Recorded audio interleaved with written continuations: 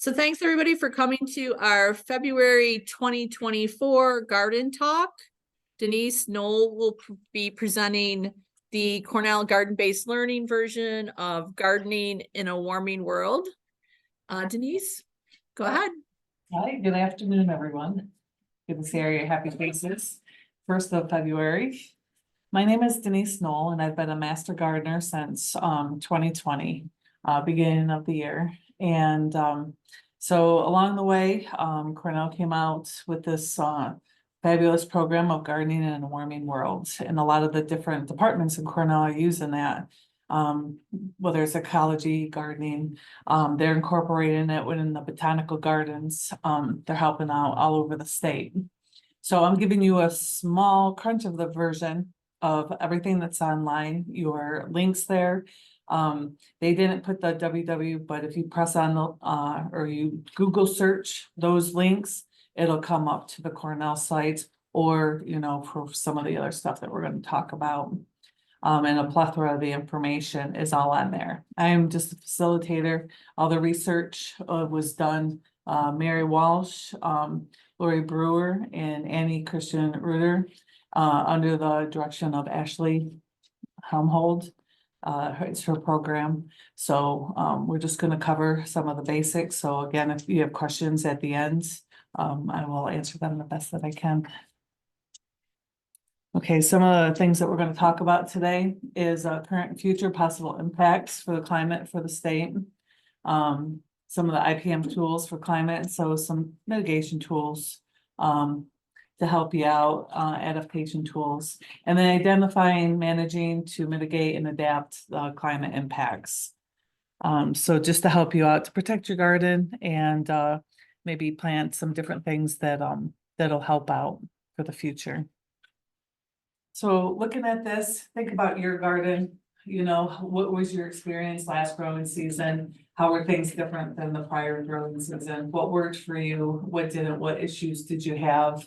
Were certain things, a little more robust? Were there other insects that were eating at certain things? So just to start thinking about your own space that you have control of, whether it's your flowers, your vegetable gardens. Okay, and transitioning to just pretty much our stake in it is education. Our responsibility is to help citizens implement strategies needed to adapt and mitigate with the climate change. So looking at the forest, this is talking a little bit more about systems. That in a woods forest, you can't just have one tree and one chipmunk, to have an ecosystem. So you have to have all these different elements, all these different types of trees, the fungi, everything working together in the soil as well as above ground to work together. So you have an ecosystem. So you have growth as well as air for us to breathe. Okay. Weather versus climate. Okay, so weather, we think about what's the weather right now? What's the weather going to be like in 5 hours, or what the weather was like yesterday? But when we talk about climate, scientifically, they take a 30-year snapshot of all the ups and downs and all the averages, and that's where they get the climate. So the climate for New York might be, in this season, your highs are 40 and your lows are 20. To give you a better picture. So in between, the weather could change from day to day for season to season, but your climate is your average over a 30-year snapshot. Just to give you, say you're looking to travel to a different country or something, you want to look at what their climate is so that you can take the appropriate clothes and stuff. So here we have a look at the normal maximum temperature. And this is most of the Northeast is what everything's focusing on.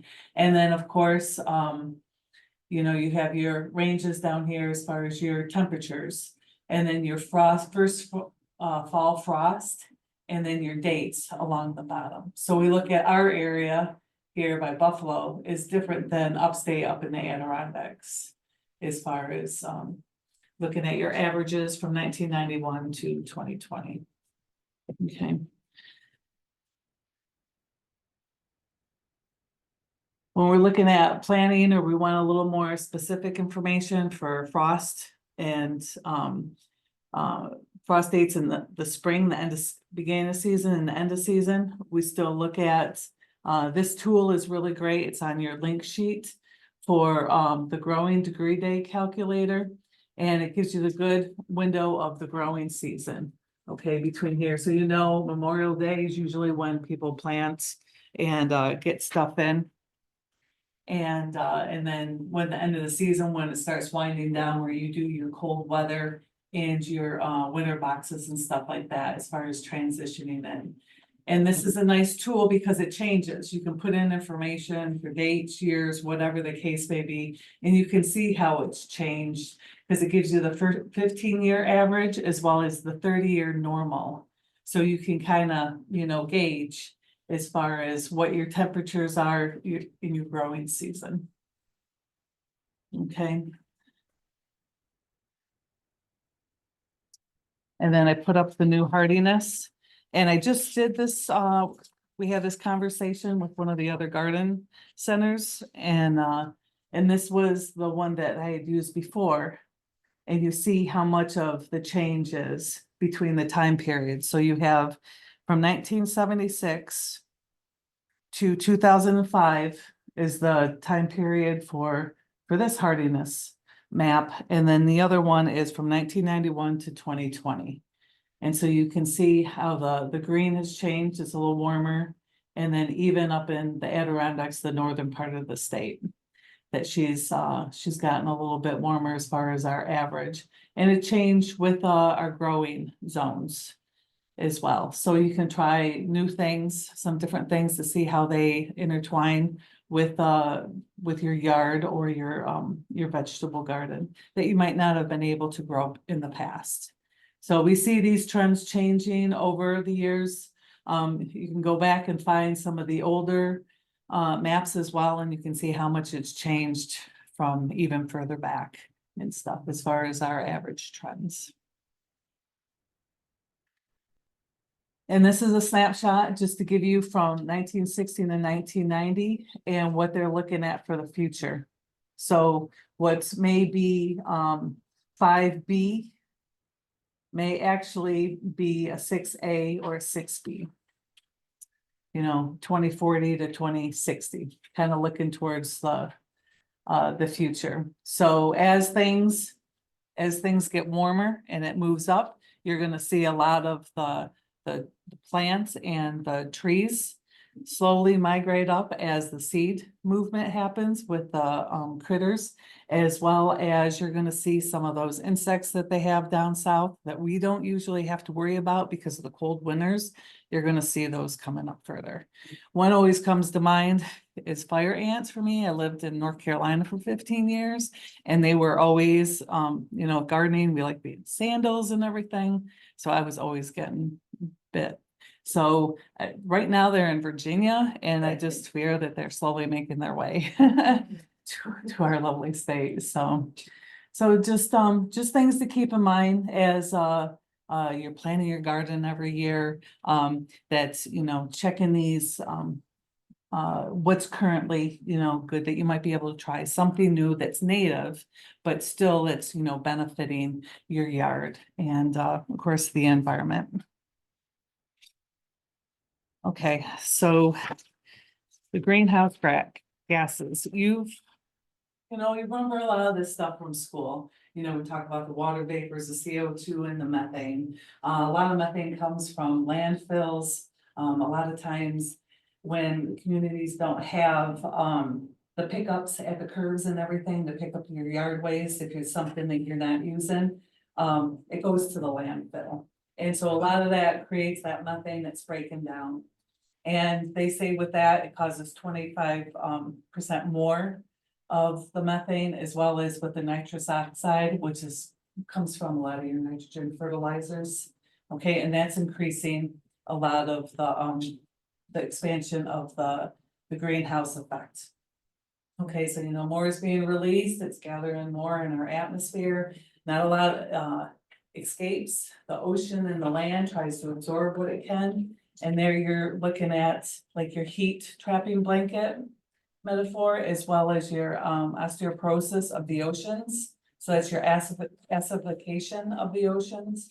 What they're finding is that with the oceans getting warmer and causing more higher acid content, it's depleting, like clams and oysters are having a harder time maintaining their shells.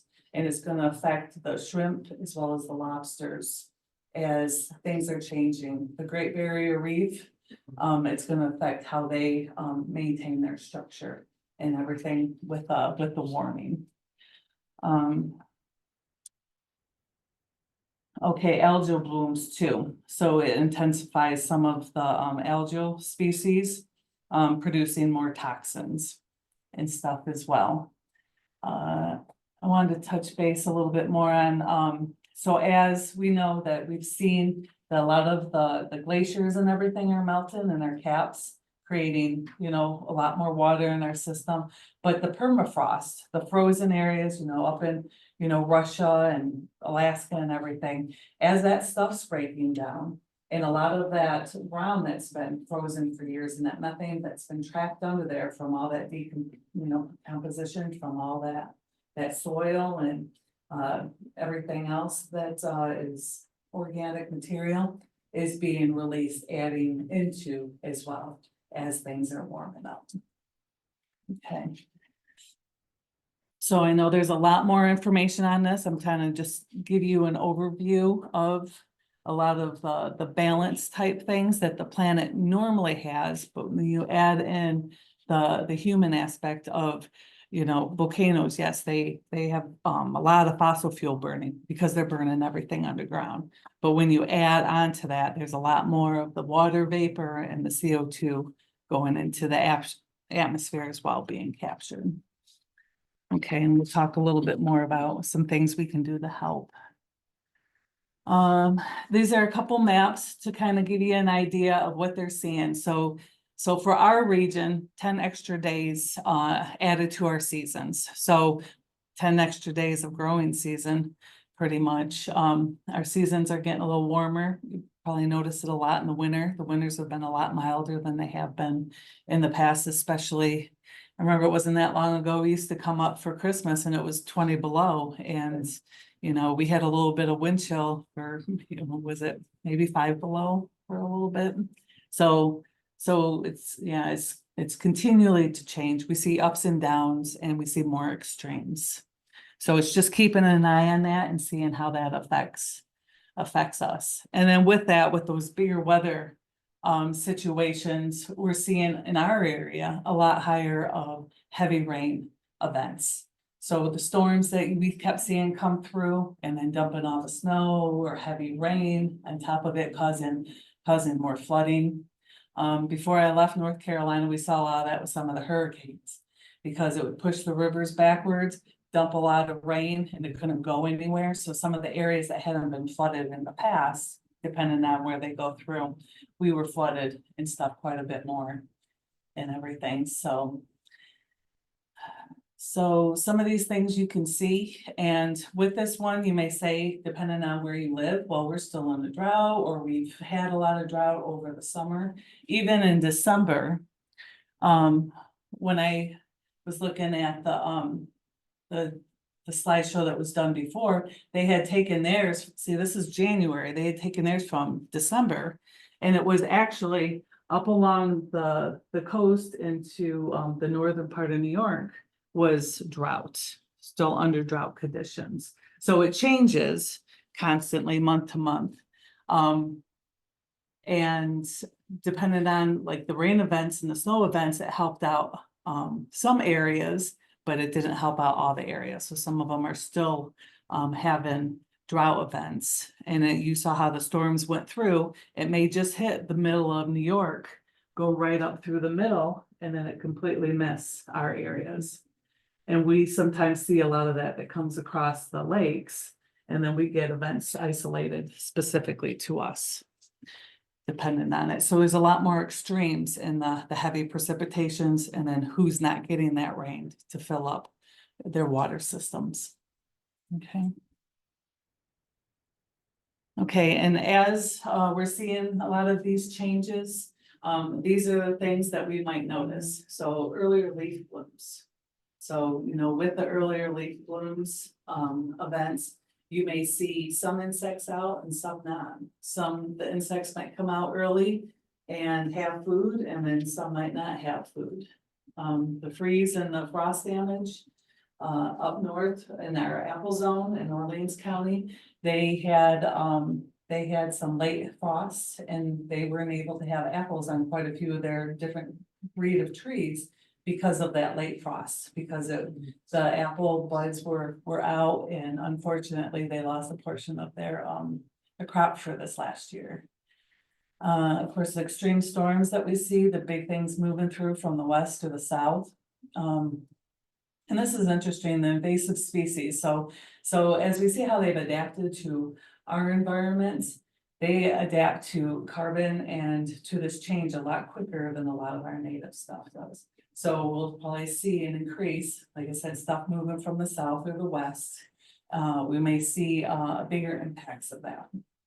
Duke University, I was doing some of my research, they actually have in their forest down there, the PVC pipes that go up, and they're filtered in a small acreage of their lalilot pines, where they're feeding carbon to see how they will respond to an increased carbon.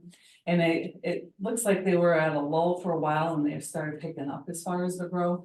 But what they really noticed was the poison ivy underneath in the shades going crazy. It was just growing crazy. And that's one of the things they're seeing with that. And we have problems with the Canadian thistle, the farmers do in the fields, that as well as taken off with this additional carbon in our atmosphere. And of course, when we're dealing with that, if people can mitigate it, especially out in the farm fields, that would just be more pesticides, and that's just something to really think about, other mitigating factors to get rid of that stuff. Because with the increase of pesticides, you're looking at other issues. So interacting species, shifting seasonal timings. So yes, we see some of those black flies that eat us up in the early spring coming out a little bit earlier, and some of the other insects that may or may not have food. The white-tailed deer, I was going to mention them because the harder winters used to help keep them under control as far as their populations. But now they're thriving. They're another invasive, as you could say it, that they're really thriving during the winters. And that's causing more of where they're eating a lot of our little saplings and stuff like that are trying to survive.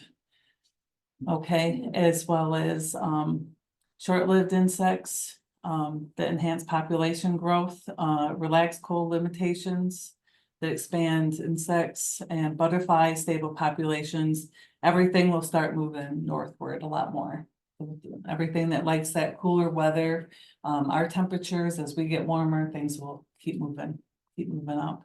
And then plants, of course, with allergies, it's going to produce more pollen, the plants will, and so that'll just increase allergies. And there was one thing about the poison ivy, they said that the reaction to it intensifies more as they get more robust. So that's even more, it's one of my nemesis in some of my areas. So some of the ways we can look at helping in the spaces that we control is creating native beneficial insect habitats. So what are beneficial insects? Pollinators and natural enemies, bees. And of course, there's a lot of native bees that we have up here. So, the dandelions come out early. Usually it's the honeybees that goes after that. Our native bees are more to the dogwoods and some of the other flowering bushes that come out in the spring. So we want to have that diverse in our yards as far as the different things that flower up throughout the seasons, especially the early seasons. So our native bees and our native pollinators have stuff to eat. And then what attracts and keeps beneficial insects? So you got to have the food diversity. You can't just have, all tulips or all certain types of plants. Very monoculture. You want to have a very diverse throughout. Even in your garden, you can plant some of these different plants and herbs that flower that will bring a lot of your pollinators and everything as well. Shelter different insects, to use types of plants and ground cover or bare ground. Ground cover is something we'll talk a little bit more about too. There's some excellent ground covers out there. It provides more nutrition to your soil, as well as it gives something for the pollinators. And protection from harm. So if you do have farm plots, stuff that you have to use pesticides on, having those pollinator gardens around those areas so that the pollinators can do their pollinating of the farm crop, they can go right there to a pollinator garden, and then they can try, it'll help them recover, hopefully. And that's what they're encouraging, Cornell, is a lot around the farmer plots, is these pollinator gardens to help them recover from the pesticides that may be used as well. Okay, and then on your links, there's just the pocket guide with all kinds of information about different pollinators that are native to our location. Okay, beneficial habitat and warming. Talk about climate resiliency. So, you know, stormwaters, we're seeing a lot more basements flooded, a lot more flooding in areas. So the flooding in the areas backing up rivers, that's the, you know, the Army Corps of Engineer towns working through. But what we can do is, if we have problems in our area and we have a lot of yard, is just work on that drainage, incorporate, you know, your rain gardens, or however you can capture that water safely away from your foundation in your basements. Heat absorption, using a lot of the mulches, the stuff you already have in your yards, to try to protect your open soil as well as around your plants. Ecological health, habitat, connections and urban developments. So you'll see the city is out here, we're a little cooler, but in the cities, you're gonna see it's a lot warmer. There's a lot more asphalt. So when it's sunny and hot, you know, it's a lot hotter.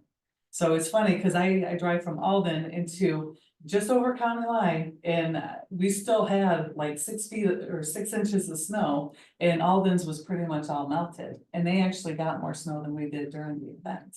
So because we have a lot more forests, a lot more trees, we stay a little bit cooler because we have a lot of wetland and marshy area. And you see a lot of that adaptation where they're trying to put gardens on top of the roofs. They're the botanical garden, they're working a lot with the Bronx Botanical Garden, getting people out in nature, which deals with the mental health, but they're doing more to build in more green space city. And for the mental health, they've already seen where people get out in nature, us gardeners, we're out in the dirt, enjoying nature. It's a lot healthier for us, and helps with longevity of life. Environmental health, you know, it cleans our air for us, plants and trees, as well as it filters the water. So when you have a plain, you know, spread out lawn and the runoff just runs off into the creek beds, you're not having a whole lot of filtration there. But if you have a nice, soft, spongy soil where you have a lot of native plants and trees, that water will soak in and then run off into the aquifers or to the streams, and it'll be filtered from the plants as it goes about its way. Aesthetics, of course, you know, you've seen the comparisons, the checkered plain lawn, and then the nice native, you know, border garden with maybe just some pathways and stuff that you mow. It really looks, you know, more appealing and makes your heart feel good when you see all those little pollinators around it. But it looks better. And you see that, you know, in the garden walks every summer. Carbon storage, and this is huge. So when you plant natives, you know that their roots go deep. They go deep, they store a lot of carbon in the soil and in the root systems and all that biomass, that healthy biomass you have under there. And this is just to give you a little look. And that's not even incorporating native trees that they anchor each other, they communicate with each other, but they hold so much more carbon when you plant natives.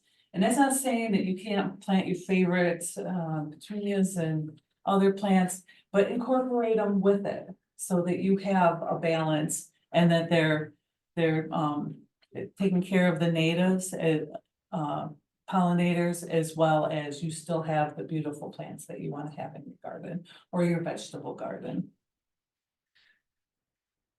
Okay, and just a tool, this is on your page as well. IPM climate change tools, and it's list all the invasive, the pests, stuff that you might have issues with, so that if you see something you're not really sure about, and that you can do a little bit more research on what that pest or that critter might be. DEC, there's all kinds of agencies, that PRISM, that has stuff on our invasive species.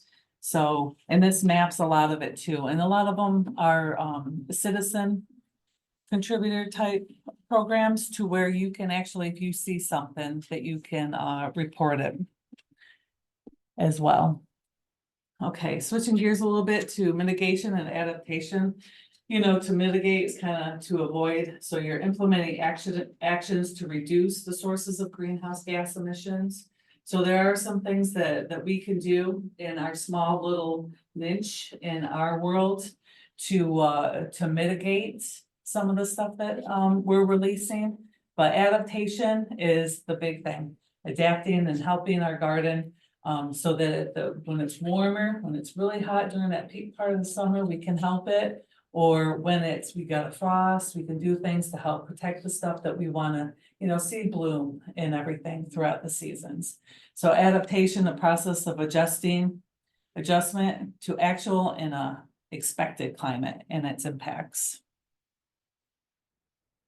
Okay, and these are the topics that we're going to talk about. We're going to go over organic material waste management, soil health, nutrition, water management, pollinator protection, some garden design stuff, and then equipment and some material. And again, this is just a small snapshot. There is a book I'll talk about here in the end. One of the other professors in Cornell, she completed a book, and it's going to tell you how to do a lot of these things. So this kind of just gives you an idea of things that you can do to help adapt, but her book and other books, information out there, and some of the websites will help you to know how to put these into action.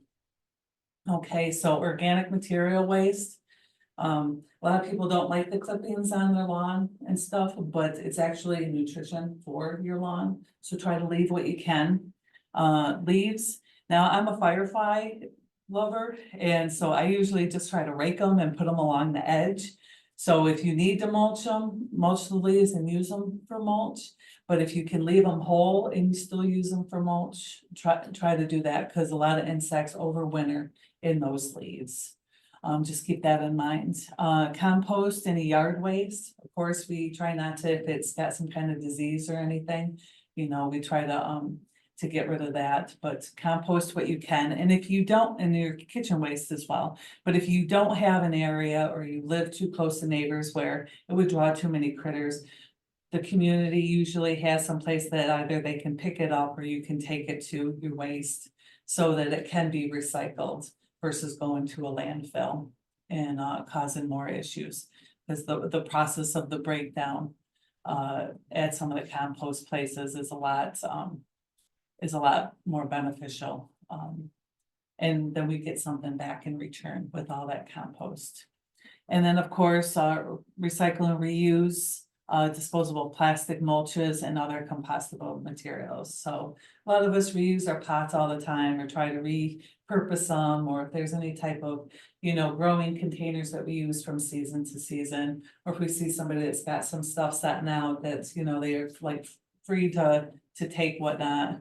And some of the mulches, if you could repurpose that mixed in with stuff. Just keeping in mind of the microplastics that come out of some of the stuff. So before you purchase stuff with plastics in it, just remember how it may break down when you're dealing with the microplastics, because that's a big issue now in water. They're saying it's already in us, and so just try to use natural stuff that'll break down naturally. Okay, and I looked back in 2021, we had, one of the master gardeners that did a class on this, so this should be in our garden talk archive on how to build on lasagna and mulching. And it's good because you're building up that sphere in your soil. And there should be a link for, some of the classes as well on the page. So layering everything as it breaks down, it feeds your plants as well as it balances out the soil. And so you have that nice spongy soil. It'll absorb water versus having all your runoff in high rain scenarios. Okay, soil health and nutrient management. Okay. Of course, we try to grow all our plants in the soil, some people like doing it, different types of growing, versus, the pots and everything. Grow many different types, of course, my soil compaction. So using these mulches even in the rows where you walk helps with that. Okay, it softens the weight and the movement of equipment and everything. Rotate your annual plants. And even in your garden, that's good, to change up the soil. So if you're seeing bugs or anything, you can change up your plants. Legumes and perennials. So legumes help the soil as well because it adds nitrogen and everything back in. And then keep the soil covered with mulch and other plants. So bare soil usually invites invasives. And then of course it absorbs heat. Okay, cover crops, which is a huge benefit. It's providing cover protection to the soil as well as providing nutrition to the soil. And then till less, if you go down more than a couple inches of your sod line, then you're changing the biosphere, you're adding air and you're mixing it all up. So that good nutrition that you've got for your plants to build their roots in, so they've got nice solid layers to build their root system is now all jumbled, and you're not gonna have probably the best, I guess the right atmosphere or the rights for them.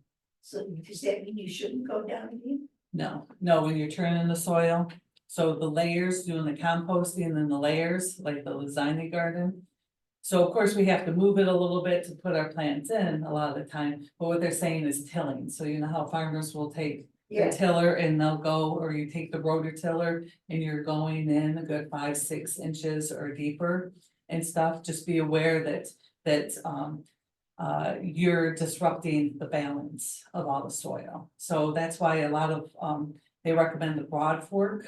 So it has the forks that go straight down, and I don't have one of those. I use just a pitchfork. I go down and I just move it back and forth a little bit. And that's just allowing so water can get down there into the soil and move it around, but I'm not totally disrupting the whole soil, bringing the lower layers up to the top.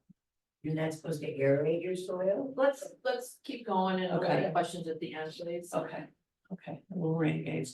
Attract and contain earthworms, measure pH, which we'll talk a little bit more about that. Identify plants, nutrition needs and test the soil, and then natural nitrogen sources. Use those instead of the synthetic nitrogens, and then reduce artificial pesticides, fertilizers, so you can protect the fungal and the bacterial system. Okay, and I put on a native plant. There was a non-native plant here, so I put on a lily. So seeing you have a whole, for the food web, a whole stream. You've got your organic matter, your bacteria in the soil, your protozoa, your nematodes, as well as all your insects and birds and everybody that play into the role of balancing that all out for the food web, the food cycle. Okay, so water management, the big takeaways here is conserve. So if you have barrels, use your barrels, and divide them up. Soaker hoses are amazing. If you can web those through your water areas where you need to water. If you do water close, don't do a sprinkler because most of it evaporates. you're gonna lose most of your water. And then if you're paying for it, you know, it's not going to your plants. So soaker hoses and water barrels, if you can hook up that system with the elevation, there's some great tools out there. To be able to feed your gardens, whether it's, you know, along the side of your house or your vegetable gardens, to be able to do that. Sometimes it's a little labor intensive to get it from, you know, where it drains from the house to over to where the garden is. But with some of those hose systems and maybe a simple pump might be able to help you push that stuff over there or into another container you can put on a cart to be able to move it. Okay, some places are having to do that because they're already seeing reduction in water access, healthy water access. So they're having to do irrigation systems through the soaker hoses because they lose a lot less water. Okay. Okay, let's do this because we're getting close. And just an example of rain garden. So here you have your balance for your deep roots, your gutters drain right into it if you don't have barrels. And then, you know, your native plants, and then a little edge to try to keep and funnel that water. So you may be taking it to a lower area and stuff, so that water still during these heavy rain events still could run off and not leave you ponds in the yard. But you're still able to feed beautiful plants to bring in your pollinators. Okay, pollinator and beneficial protection. So kind of evaluate, you kind of see from season to season as far as the patterns, provide diverse plants throughout the seasons. So you want to be able to feed your pollinators all the way into fall, you know, goldenrods and some of your Joe pies are some of your last ones that flower big, as well as the milkweed that give them all that nutrients so they can make it through the winter. IPM best practices to reduce chemical use. And that's some of the stuff that we talked about is using the mulches and using some of the natural inhibitors to avoid using the synthetic. Caution with insecticides, okay, because the neonicotinoids will kill the bees. And it's not just honeybees, it's our natives as well. It'll affect quite a few more pollinators. And then New York State IPM does have a pollinator protection plan. And that stuff's all online. Some integrated, some lavender, mint, borage, sage and thyme, and some other herbs and other flowering plants that are really good around your vegetable garden. Okay, they bring in pollinators, but also some of them, some like I planted one garden bed full of really tall, I can't even think of what they were right now, flowering plants. I didn't have deer problem at all that year. So I don't know if it was a freak year that they just weren't, you know, passing through that way, but I didn't have any nibble at all. I didn't have to put a fence up, which I was very fortunate because I didn't plan very good that year. But so it just brings good critters and then hopefully keeps back some of the invasive ones that like to eat your stuff. Consider new species for your lawn. Low maintenance, low energy, and a lot of your natives are like that. So if you put your natives in, they don't need a lot of work. They don't always need a lot of pruning or a lot of water. They're going to be some of your more drought resistant plants that'll get you through, but still being able to take care of all the pollinators and prepare for new invasive pests. So as we get warmer, we see something interesting or new, take a picture of it. And then you'll probably be able to upload it and report it. This is at Cornell's Botanical Garden. They have a native lawn. And there's actually a video on this link, which is on your page, that you can, you know, go through and kind of see some of the plants and stuff that they've planted for this native lawn and see how it interacts. And if you go, then you'll be able to see how the soil feels and stuff. It's not compacted and everything. So you'll see a lot of the wildflowers and everything. And I use it for test gardens and stuff as well. Plant selection and design. going in more to your region and site, you know, there's a lot of sites out there, and Jan has for local plants, for natives. They'll have more of what's for our area, so we know. DEC's got lists as well as, there's a fauna webpage that's good for our area. And so this will help, guide us to what we're looking for our yards. Okay, diverse mix of plants, native perennials and trees. Can't forget the trees, okay? I know a lot of us might have smaller yards and stuff, but if you can fit in even medium-sized trees, that's always good because the shade helps keep your home cooler, keep some other plants a little cooler. Recognize, and do not plant invasive species. And this is a big one. You go to some box stores and they still sell invasive plants and they don't even realize because they have somebody at corporate or wherever buying these plants.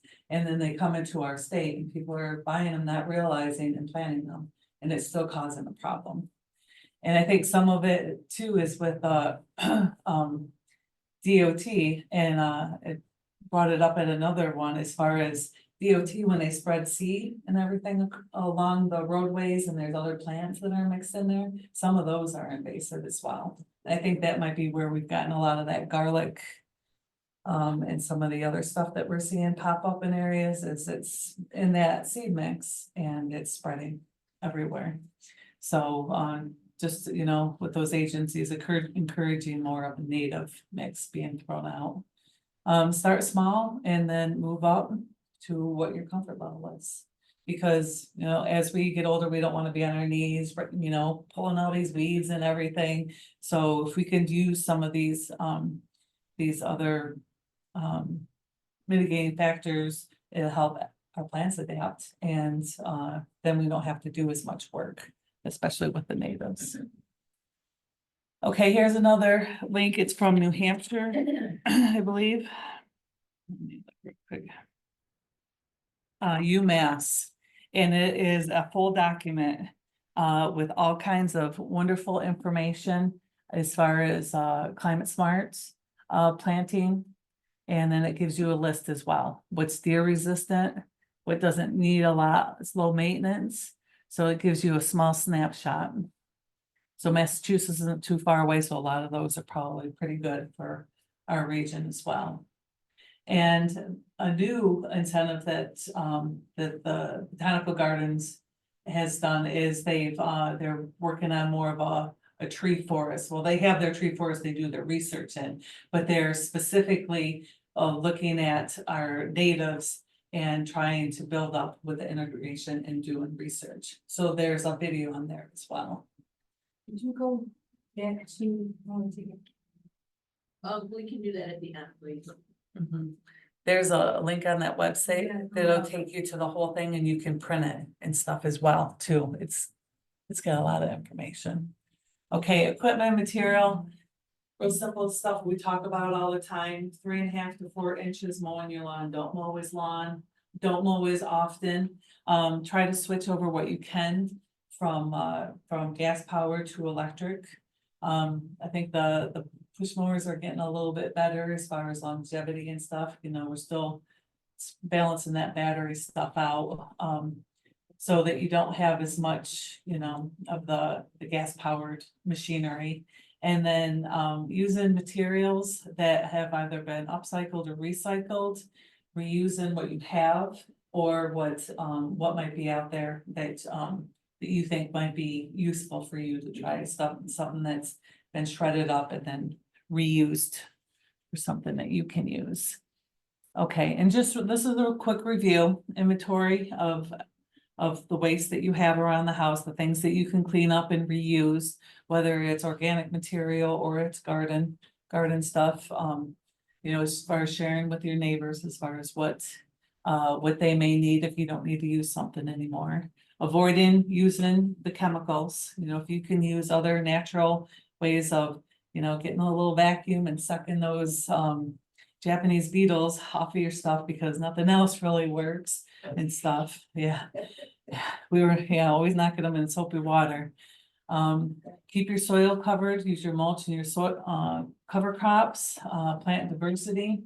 That is just so huge when it comes to bringing other native insects and pollinators and supporting your pollinators, reducing your gas powered equipment. Save as much water as you can during these rain events. I know it's hard, you know. But just, it'll help you out, it'll help your water bill out and stuff as well. Be aware of invasive threats and as they're moving, you know, north, as well as protect plants against frost in the spring. Cause we're seeing those events still happening. I mean, they've been, you know, we might get that freak storm come through and stuff, and there we go, you know, we put some stuff out and, you know, we have to either pull it in or get it covered up. And then move up your planting and harvesting dates as needed. And with those 10 extra days, you know, it flexes on both sides. As far as, you know, when we feel safe getting stuff in, and then that time period to get stuff harvested.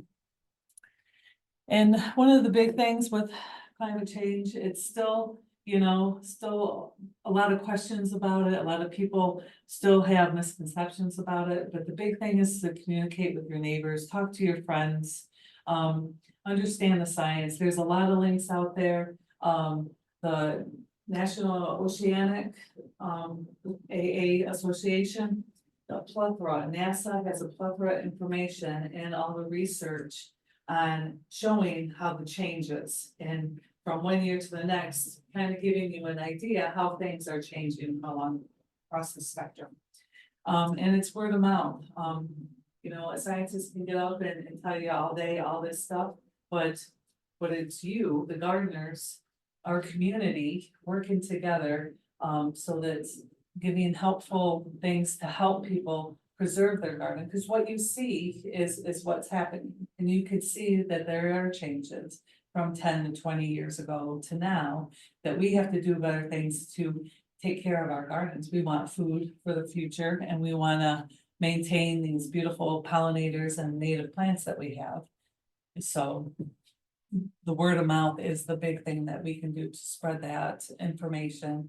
And if someone, you know, doesn't, then, you know, it's not worth contesting, but it's just, hopefully you can help share that information. Okay. And then these are the two main sources that are on your link list. Okay, so Cornell's Garden Based Learning has a plethora of documents, Word documents, Adobe documents, the original PowerPoint, which is probably a good 2-hour or 3-hour class, with a lot more that goes into the deep roots of the systems, more into the science behind the change and what we're seeing and what's being tracked.